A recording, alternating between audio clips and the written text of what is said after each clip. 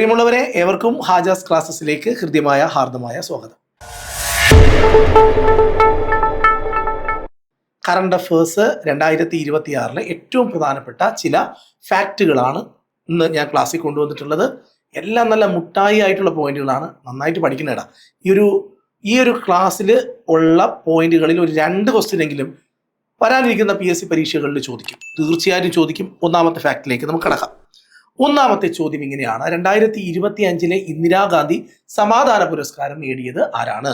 2025 ഇന്ദിരാഗാന്ധി സമാധാന പുരസ്കാരം നേടിയത് ഈ ചിത്രത്തിൽ കാണുന്ന വനിതയാണ്. അവരുടെ പേര് ഗ്രാസ് മാർഷൽ എന്നാണ്.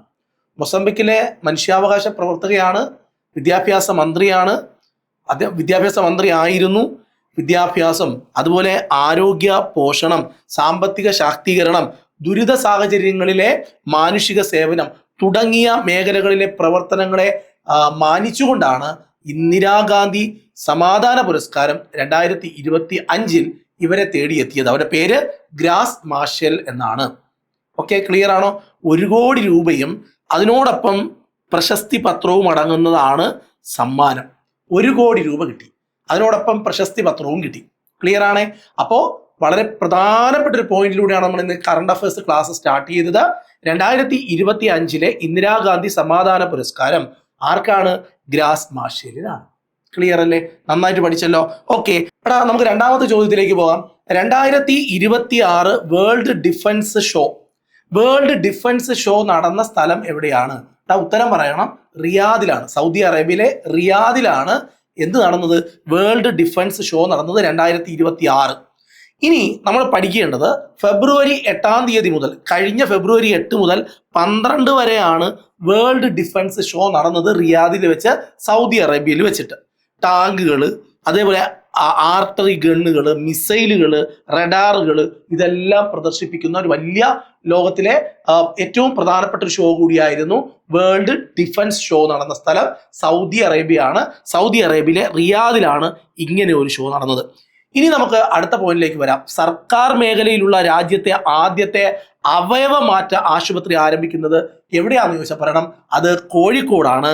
കോഴിക്കോടിലെ ചേവായൂർ എന്ന് പറയുന്ന സ്ഥലത്താണ് ആദ്യത്തെ സർക്കാർ മേഖലയിലുള്ള രാജ്യത്തെ തന്നെ ആദ്യത്തെ അവയവമാറ്റ ആശുപത്രി ആരംഭിക്കുന്നത് കോഴിക്കോട്. അപ്പോൾ അത് കോഴിക്കോട് ചേവായൂർ, നമുക്ക് അഭിമാനിക്കാം. അതായത് നമ്മുടെ കേരള സംസ്ഥാന ആരോഗ്യ വകുപ്പിന്റെ കീഴിൽ 20 ഏക്കർ സ്ഥലത്താണ് Kerala institute of organ and tissue transplant സ്ഥാപിക്കുന്നത്. അപ്പം 3 പോയിന്റും നല്ല കിടിലമായിട്ട് നമ്മൾ പഠിച്ചു കഴിഞ്ഞു കേട്ടോ. അതായത് 2026 മാർച്ചിലെ പ്രധാനപ്പെട്ട പോയിന്റുകളാണ് നോക്കി വരുന്നത്. സർക്കാർ മേഖലയിലുള്ള രാജ്യത്തെ ആദ്യത്തെ അവയവമാറ്റ ആശുപത്രി ആരംഭിക്കുന്നത് കോഴിക്കോട് ചേവായൂരിലാണ്. സംസ്ഥാന ആരോഗ്യ വകുപ്പിന് കീഴിൽ 20 ഏക്കർ സ്ഥലത്താണ് Kerala institute of organ and tissue transplant സ്ഥാപിക്കുന്നത്. അപ്പോൾ അതും നമ്മൾ ക്ലിയർ ആയി നോക്കി വന്നു. അടുത്ത ചോദ്യത്തിലേക്ക് നമുക്ക് കടക്കാം. അടുത്ത ചോദ്യം ഇങ്ങനെയാണ്: 2025 ഡിസംബറിൽ US രൂപം നൽകിയ സിലിക്കൺ വിതരണ മേഖലയിൽ ഇന്ത്യയും അംഗമായിട്ടുണ്ട്. ഇതിന്റെ എന്താണെന്ന് ചോദിച്ചാൽ പറയണം, ഉത്തരം പറയണം. പാക്സ് സിലിക്കയുടെ ഉപയോഗം, എന്തെങ്കിലും പുതിയ ആവശ്യങ്ങൾക്ക് വേണ്ടിയിട്ട് സിലിക്കൺ വിതരണം സുരക്ഷിതവും അഭിവൃദ്ധവുമാക്കുക എന്ന ലക്ഷ്യത്തോടെയാണ് ഈ പാക് സിലിക്കയ്ക്ക് രൂപം നൽകിയത്. 2025 ഡിസംബറിൽ US ആണ് ഈ ഒരു പാക് സിലിക്ക എന്ന് പറയുന്ന ഒന്നിന് രൂപം നൽകിയത്. ഇന്ത്യയും അതിനകത്ത് അംഗമായി. അതിന്റെ പേരാണ് പാക് സിലിക്ക. മറന്നുപോകരുത്, പേര് പാക്സ് സിലിക്ക എന്നാണ്. നമ്മുടെ ഗൾഫ് രാജ്യത്തെ ഒരു രാജ്യത്തെ സ്കൂളുകളിൽ മൊബൈൽ ഫോൺ ഉപയോഗിക്കാൻ പറ്റില്ല. അങ്ങനെ മൊബൈൽ ഫോണിന് കർശനമായ നിരോധനം 2026 ഏർപ്പെടുത്തിയ 2025 അവസാനം 2026 പരിപൂർണമായിട്ടും മൊബൈൽ ഫോൺ ഉപയോഗിക്കാൻ കഴിയില്ല. ഏത് രാജ്യത്താണെന്ന് ചോദിച്ചാൽ പറയണം, അത് UAE-യിലാണ്. എവിടെയാണ്? UAE-യിൽ നമുക്ക് മൊബൈൽ ഫോൺ സ്കൂളിനകത്ത് ഉപയോഗിക്കുന്നതിൽ കർശനമായ നിരോധനം ഏർപ്പെടുത്തിയിട്ടുണ്ട്. അടുത്ത ചോദ്യം എന്ന് പറയുന്നത്, ഏത് രാജ്യത്തിന്റെ പുതിയ പ്രസിഡന്റ് ആണ് അന്റോണിയോ ഹോസെ സേഗുറോ? അന്റോണിയോ ഹോസെ സേഗുറോ എന്ന് പറയുന്നത് പോർച്ചുഗലിലെ, അതായത് നമ്മുടെ ക്രിസ്ത്യാനോ റൊണാൾഡോയുടെ ഒക്കെ രാജ്യമായ പോർച്ചുഗലിന്റെ പുതിയ പ്രസിഡന്റിന്റെ പേരാണ് അന്റോണിയോ ഹോസെ സേഗുറോ. ഓക്കെ, അതായത് സോഷ്യലിസ്റ്റ് നേതാവാണ്, ഇടതുപക്ഷ മിതവാദിയുമായ സേഗുറോ. നോക്കൂ, മാർസലോണോ റെബലോ ഡിസൂസയുടെ പിൻഗാമിയാണ്. അപ്പം ഏത് രാജ്യത്തിന്റെ പുതിയ പ്രസിഡന്റ് ആണ് ഇദ്ദേഹം എന്ന് ചോദിച്ചാൽ നമ്മൾ പോർച്ചുഗലിൻ്റെതാണെന്ന് പറയണം.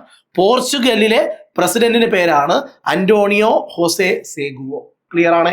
അടുത്ത ചോദ്യത്തിലേക്ക് പോകാം, അടുത്ത പോയിന്റിലേക്ക് വരാം. എന്നിട്ട് നമുക്കൊന്ന് റിവൈസ് ചെയ്യണം, എങ്കിൽ നമുക്ക് സെറ്റ് ആക്കാൻ പറ്റുള്ളൂ. 2026 നമ്മുടെ റംസർ സൈറ്റിൽ ഉൾപ്പെടുത്തിയ ഇന്ത്യയിലെ പ്രദേശങ്ങൾ: ഗുജറാത്തിൽ നിന്ന് ചരിദണ്ഡ് എന്ന് പറയുന്ന സ്ഥലം, UP നിന്ന് പട്ന പക്ഷി സങ്കേതം. ഇത് രണ്ടും 2026 റംസർ സൈറ്റിൽ ഉൾപ്പെടുത്തി. അങ്ങനെ വന്നപ്പോൾ 98 പ്രദേശങ്ങളാണ്. 98 ഇന്ത്യയിൽ നിന്നുള്ള റംസർ സൈറ്റുകളുടെ എണ്ണം 98 മാറിയിട്ടുണ്ട്. 2026 റംസർ സൈറ്റിൽ ഉൾപ്പെടുത്തിയ 2 സ്ഥലങ്ങൾ: ഒന്ന് ഗുജറാത്തിലെ ചരിഗണ്ഡ് എന്ന് പറയുന്ന സ്ഥലം, 2 പട്ന പക്ഷി സങ്കേതം. ഇത് രണ്ടും നമ്മളിപ്പോ നമ്മുടെ റംസർ സൈറ്റിൽ ഉൾപ്പെടുത്തിയിട്ടുണ്ട്. അങ്ങനെ ഇന്ത്യയിൽ നിന്നുള്ള റംസർ സൈറ്റുകളുടെ എണ്ണം 98 മാറിയിട്ടുണ്ട്. അടുത്ത ചോദ്യം: ഇറാനിൽ നിന്ന് അന്താരാഷ്ട്ര ഒളിമ്പിക്സ് കമ്മിറ്റിയിലേക്ക് എങ്ങനെയാണ് ഒളിമ്പിക്സ് നടക്കേണ്ടത്? 4 വർഷം കൂടുമ്പോഴാണല്ലോ ഒളിമ്പിക്സ് നടക്കുക. ആധുനിക ഒളിമ്പിക്സ് നടക്കുന്ന വർഷമൊക്കെ നമുക്കറിയാം, 1896 ആധുനിക ഒളിമ്പിക്സ് ആദ്യമായി നടക്കുന്നത്. പുരാതന ഒളിമ്പിക്സ് അതിന് മുമ്പേ നടന്നു, അല്ലെ, ഗ്രീസില്ല. എന്നാൽ ഇറാനിൽ നിന്ന് അന്താരാഷ്ട്ര ഒളിമ്പിക്സ് കമ്മിറ്റിയിലേക്ക് തെരഞ്ഞെടുക്കപ്പെട്ട ആദ്യത്തെ വനിതയുടെ പേരാണ് സൊറായ. ഓക്കെ, അവരുടെ പേര് സൊറായ അഗായി ഹജി അഗ എന്നാണ്. ഓക്കെ, സൊറായ അഗായി ഹജി അഗ എന്നാണ്. നമ്മൾ ഹജി അഗ എന്ന് പഠിച്ചിരുന്നാലും മതി. വളരെ പ്രശസ്തയായ ഒരു ബാഡ്മിന്റൺ താരം കൂടിയാണ് അവർ. അപ്പോൾ നേരത്തെ മുൻ ഒളിമ്പിക്സ് ബാഡ്മിന്റൺ താരമാണ്. അതായത് ഈ ഒളിമ്പിക്സ് നടത്താനുള്ള ഉത്തരവാദിത്വമുള്ള കമ്മിറ്റിയിലേക്ക് ഉൾപ്പെടുന്ന 3ാമത്തെ ഇറാൻ നിന്നുള്ള വ്യക്തിയാണ്. ഓക്കെ, പക്ഷെ ആദ്യത്തെ വനിതയാണ്. അപ്പോ അവരുടെ പേര് പഠിക്കണം, സൊറായ അഗായി ഹജി അഗ എന്നാണ് അവരുടെ പേര്.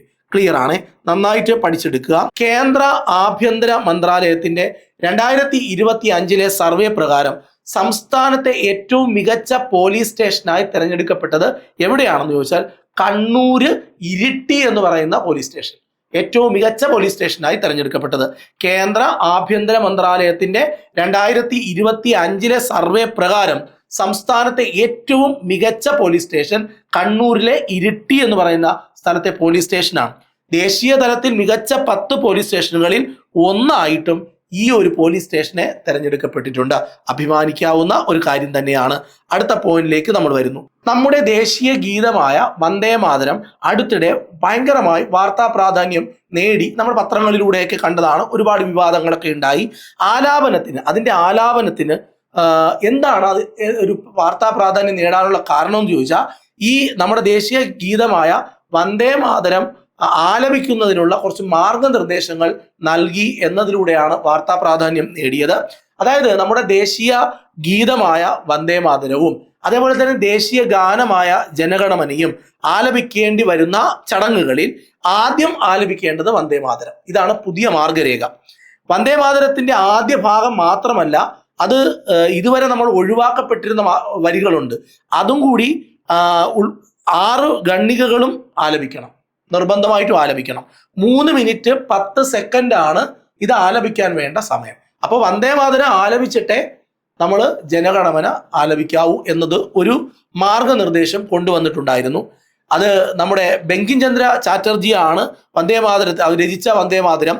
അതിന്റെ 150ാമത്തെ വാർഷിക ആഘോഷങ്ങൾ 2025 നവംബർ 7 മുതൽ 2026 നവംബർ 7 വരെ ആഘോഷിച്ചു വരികയാണ്. അതിന്റെ ഭാഗമായിട്ടാണ് ഇങ്ങനെ ഒരു മാർഗനിർദ്ദേശം കൊണ്ടുവന്നത്. അപ്പോൾ അതുകൂടി വ്യക്തമായി പഠിക്കണം. ഒരു പുതിയ കാര്യം കൂടി നമ്മൾ അറിഞ്ഞു എന്നതാണ്. നമ്മൾ എന്തൊക്കെയോ ദേശീയ ഗാനവും ദേശീയ ഗീതവുമായിട്ടൊക്കെ ബന്ധപ്പെട്ട് എന്തൊക്കെയോ നടക്കുന്നുണ്ട് എന്ന് നമുക്കറിയാം. പക്ഷെ വ്യക്തമായി എന്താണ് കാര്യമെന്ന് നമുക്കിപ്പോൾ മനസ്സിലാക്കാൻ കഴിയും. നോക്കൂ, അടുത്തിടെ വാട്സപ്പ് നിരോധിച്ച രാജ്യം ഏതാണ്? അടുത്തിടെ വാട്സപ്പ് നിരോധിച്ച രാജ്യം എന്ന് പറയുന്നത് റഷ്യയാണ്. നമ്മൾ കഴിഞ്ഞ ഒരു കറണ്ട് അഫയേഴ്സിന്റെ ക്ലാസ് നിങ്ങൾ കണ്ടായിരുന്നോ? കഴിഞ്ഞ കറണ്ട് അഫയേഴ്സ് ക്ലാസ് കണ്ടെങ്കിൽ നിങ്ങൾ പറയണം, 16 വയസ്സിൽ താഴെയുള്ള കുട്ടികൾക്ക് സോഷ്യൽ മീഡിയയിലോട്ട് അനുവാദം, അത് സോഷ്യൽ മീഡിയ ഉപയോഗിക്കുന്നതിൽ കർശനമായ നിയന്ത്രണം ഏർപ്പെടുത്തിയ രാജ്യം ഏതാണ്? ഇത് ഞാൻ കഴിഞ്ഞ കറണ്ട് അഫയേഴ്സ് ക്ലാസ്സിൽ പഠിപ്പിച്ചതാണ്. അപ്പൊ നിങ്ങളൊന്ന് കമന്റ് ചെയ്യണം, ഈ കറണ്ട് അഫയേഴ്സ് ക്ലാസ് എങ്ങനെയാണ് നിങ്ങൾക്ക് എത്രത്തോളം ഉപകാരപ്പെടുന്നുണ്ട്, നിങ്ങൾക്ക് ഇത് കണ്ടിന്യൂ ചെയ്യണോ, എന്തെങ്കിലും മാറ്റങ്ങൾ വരുത്തണോ ഒക്കെ ഒന്ന് കമന്റ് ചെയ്തേക്കണേ. നോക്കൂ, അടുത്തിടെ വാട്സപ്പ് നിരോധിച്ച രാജ്യം ഏതാന്ന് ചോദിച്ചാൽ റഷ്യയാണ്. അതായത് റഷ്യക്ക് കുറെ നിയമങ്ങളുണ്ട് അല്ലെ. അപ്പൊ പ്രാദേശിക നിയമങ്ങൾ പാലിക്കുന്നില്ല എന്ന് ആരോപിച്ചുകൊണ്ടാണ് ഈ ഒരു നിരോധനം. റഷ്യയിൽ 10 കോടി ആൾക്കാരാണ് ഇത് ഉപയോഗിക്കുന്നത്. ഇവരോട് തദ്ദേശീയമായി അവരുടെ സർക്കാർ ഉണ്ടാക്കിയെടുത്ത ഒരു ആപ്പ് ഉണ്ട്. ഇതിന് പകരമായി അതിന്റെ പേരാണ് മാക്സ്. ഈ മാക്സിലോട്ട് മാറിക്കോളാൻ, വാട്സപ്പിന് പകരമായി മാക്സിലോട്ട് മാറാൻ പറഞ്ഞു. കാരണം അവർക്ക് പ്രാദേശികമായ നിയമങ്ങൾ വാട്സപ്പ് പാലിക്കുന്നില്ല എന്നതുകൊണ്ടാണ് അവിടെ ആ വാട്സപ്പ് നിരോധനം ഏർപ്പെടുത്തിയത്. ക്ലിയർ ആണ്? റഷ്യയിലാണ്. അടുത്ത ചോദ്യത്തിലേക്ക് വരാം. അടുത്തത്, ബംഗ്ലാദേശിന്റെ പുതിയ പ്രധാനമന്ത്രിയുടെ പേരാണ് താരിഖ് റഹ്മാൻ. ഒരുപാട് രാഷ്ട്രീയപരമായ കുറെ പ്രശ്നങ്ങളൊക്കെ കഴിഞ്ഞിട്ടാണ് ബംഗ്ലാദേശിൽ ഒരു പുതിയ പ്രധാനമന്ത്രിയെ തിരഞ്ഞെടുക്കുന്നത്. അവരുടെ പേര് താരിഖ് റഹ്മാൻ എന്നാണ്. ബംഗ്ലാദേശിലെ 13ാമത്തെ പാർലമെന്റ് തെരഞ്ഞെടുപ്പിൽ ബംഗ്ലാദേശ് നാഷണലിസ്റ്റ് പാർട്ടിയിൽ നിന്നും 297 സീറ്റില് 209 എണ്ണം നേടിയിരുന്നു. തീവ്ര ഇസ്ലാമിക് പാർട്ടിയായ ജമാഅത്തെ ഇസ്ലാമി നയിച്ച സഖ്യത്തിന് വെറും 68 സീറ്റുകളാണ് കിട്ടിയത്. ബാക്കി സീറ്റുകളെല്ലാം കിട്ടിയത് ബംഗ്ലാദേശ് നാഷണലിസ്റ്റ് പാർട്ടിക്കാണ്. അവരുടെ തലവനായ താരിഖ് റഹ്മാനാണ് ഇപ്പോൾ അവിടെ പുതിയ പ്രധാനമന്ത്രി. ഓക്കെ, നമുക്കറിയാം ബംഗ്ലാദേശിൽ രാഷ്ട്രീയപരമായ ഒരുപാട് പ്രതിസന്ധികളുണ്ട്. 17 വർഷത്തെ വിദേശവാസത്തിന് ശേഷം തിരിച്ചെത്തിയ ആളാണ് ഇപ്പൊ പ്രധാനമന്ത്രിയായ താരിഖ് റഹ്മാൻ. മുൻ പ്രസിഡന്റ് സിയാവുൾ റഹ്മാന്റെയും മുൻ പ്രധാനമന്ത്രി ബീഗം ഖാലിദ സിയുടെയും മകനാണ് ഈ താരിഖ് റഹ്മാൻ എന്ന് പറയുന്നത്. 2024 കലാപത്തെ തുടർന്ന് സ്ഥാനം നഷ്ടപ്പെട്ട പ്രധാനമന്ത്രിയായ ഷെയ്ഖ് ഹസീന ഇന്ത്യയിൽ അഭയം പ്രാപിച്ചിട്ടുണ്ട് എന്നതും നമുക്ക് അറിയാവുന്ന കാര്യമാണ്. എന്തായാലും ബംഗ്ലാദേശിന്റെ പുതിയ പ്രധാനമന്ത്രിയെ അറിഞ്ഞിരിക്കണം, താരിഖ് റഹ്മാനാണ്. അടുത്ത ചോദ്യത്തിലേക്ക് വരികയാണ്. 79ാമത്, അതിനു മുമ്പ് ഒരു ക്വസ്റ്റ്യൻ ചോദിക്കട്ടെ.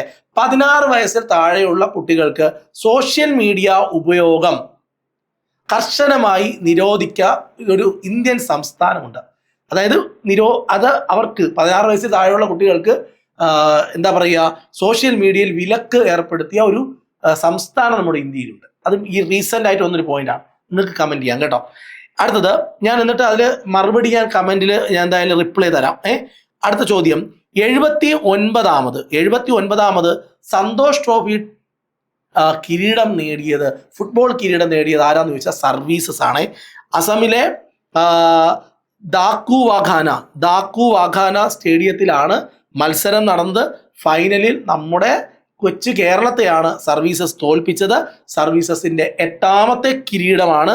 അഭിഷേക് പവാറാണ് ടൂർണമെന്റിലെ സർവീസസിന്റെ താരമാണ് പവാർ. അദ്ദേഹമാണ് ഏറ്റവും മികച്ച താരമായി തെരഞ്ഞെടുക്കപ്പെട്ടത്. ഓക്കെ, 79ാമത്തെ സന്തോഷ് ട്രോഫി കിരീടം സർവീസസ് കൊണ്ടുപോയി, കേരളത്തെയാണ് തോൽപ്പിച്ചത് എന്നതും ഓർത്തു വെക്കണം.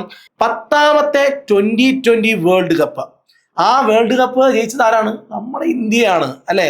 അതായത് സൂര്യകുമാർ യാദവ് നയിച്ച ഇന്ത്യ. ആരെയാണ് തോൽപ്പിച്ചത്? ന്യൂസിലാൻഡിനെയാണ് തോൽപ്പിച്ചത്. ആരായിരുന്നു അതിനകത്തെ സ്റ്റാർ? നമ്മുടെ സഞ്ജു സാംസൺ, കേരളത്തിന്റെ സഞ്ജു സാംസനാണ് അതിലെ ഭയങ്കരമായ പ്രകടനം കാഴ്ചവെച്ചത് അല്ലെ. അപ്പോൾ ഇതെല്ലാം പഠിക്കണം. അപ്പോൾ അത് നടന്നത് മാർച്ച് 8 അഹമ്മദാബാദിലെ നരേന്ദ്രമോദി സ്റ്റേഡിയത്തിലാണ് നടന്നത്. ഫൈനലിൽ ഇന്ത്യ ന്യൂസിലാൻഡിനെ തോൽപ്പിച്ചു. സൂര്യകുമാർ യാദവ് ആണ് ക്യാപ്റ്റൻ.